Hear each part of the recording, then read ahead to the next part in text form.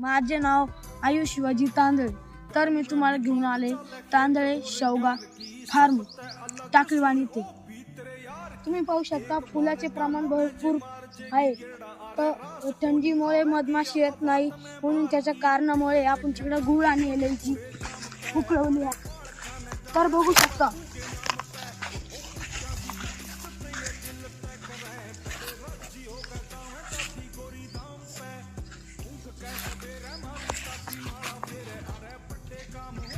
याच्यामुळे आपल्याला मधमाशी आकर्षित होते.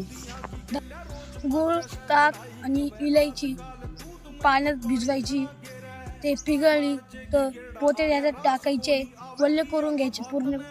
मग ते मधमाशी बागेत आलेली बाहेर जात नाही, चारी बाजूनी पोते ठेवून द्यायचे बागाच्या.